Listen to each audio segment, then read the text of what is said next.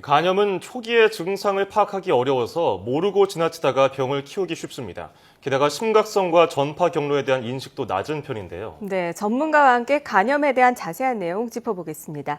한림대 성심병원 소화기내과 박지원 교수 전화로 연결돼 있습니다. 안녕하십니까? 네, 안녕하세요. 네, 이 간염의 초기 증상이 보통 감기 몸살 증상과 비슷하다고 하던데 그래도 뭔가 좀 다른 점이 있다면 어떤 게 있을까요? 예, 급성 바이러스 간염은 간을 우선적으로 침범하는 전신 질환으로 대표적으로 A형, B형, C형 간염 바이러스가 원인이 됩니다. 네. 급성 간염의 임상 증상은 거의 비슷해서 바이러스에 따라 한 달에서 세 달 사이 잠복기를 보이고 식욕부진, 구역, 구토, 미열 같은 감기 유사 증상을 보입니다.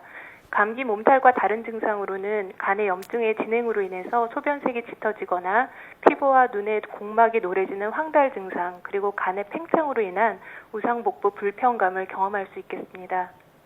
아무래도 이 간염을 초기에 파악하지 못하는 분들이 많기 때문에 정기적인 검진이 중요할 것 같거든요. 그렇다면 간염은 어떤 검사를 통해서 진단이 가능한 건가요? 예, 간염 환자는 혈액 검사에서 간효소 수치하고 빌리루빈이라는 황달 관련 물질의 증가를 관찰할 수 있는데요. 예. A형, B형, C형 간염의 어떤 확진적인 진단은 혈액 검사를 통해서 각 바이러스에 대한 특이적인 항체 검사와 바이러스 검사를 실시해서 확진할 수가 있겠습니다. 네, 이 간염이 간암으로 이어질 확률은 얼마나 되는지도 궁금한데요. 어떻게 될까요? 예, 급성 A형 간염은 만성 간염으로 진행하지 않기 때문에 간암의 원인 바이러스가 아닙니다.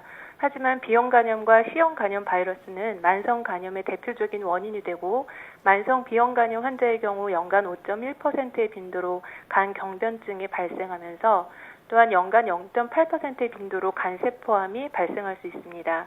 네. 급성 C형 간염의 경우 54에서 86%가 만성 간염으로 이행하는데요. 만성 C형 간염 환자의 15에서 56%는 20에서 25년간의 기간을 거치면서 간 경변증으로 진행할 수 있고 간 경변증 환자의 경우 연간 1에서 4.9%에서 간세포암이 발생할 수 있습니다. 예, 퍼센테이지가 그렇게 크지 않은 부분도 있지만 그래도 초기에 잡지 않으면 나중에 부작용이 일어날 수도 있으니까. 그렇다면 간염 환자들의 치료는 어떻게 이루어집니까? 예, 급성 간염의 경우 대개 보존적인 치료로 수개월 안에 회복됩니다. 하지만 이제 만성 B형 간염이나 만성 C형 간염으로 이행할 경우에 항바이러스제 치료를 할 수 있습니다.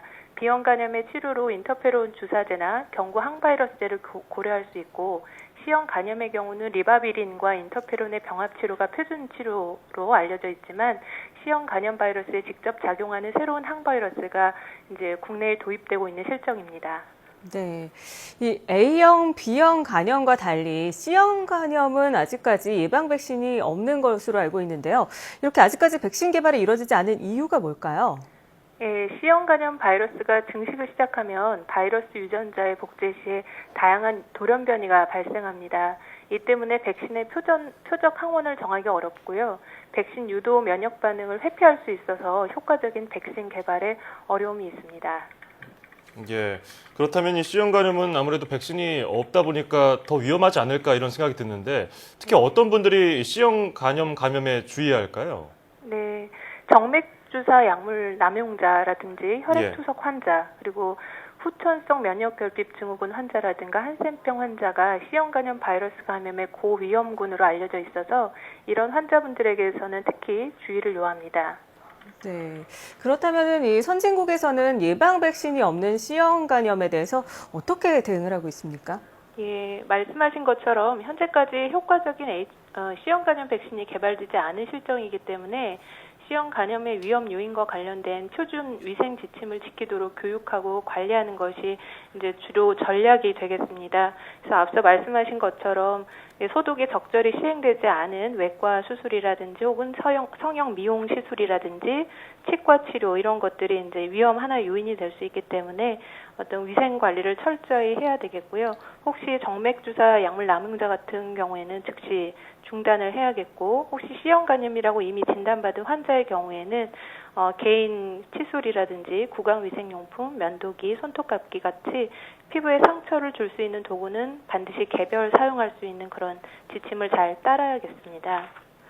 네, 알겠습니다. 오늘은 간염에 대해서 알아봤습니다. 자, 지금까지 한림대 성심병원 소화기내과 박지원 교수였습니다. 오늘 설명 고맙습니다. 네, 감사합니다.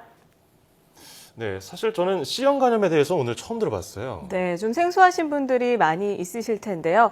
예방법을 잘 기억하셔서 간염에 걸리지 않으셨으면 좋겠습니다.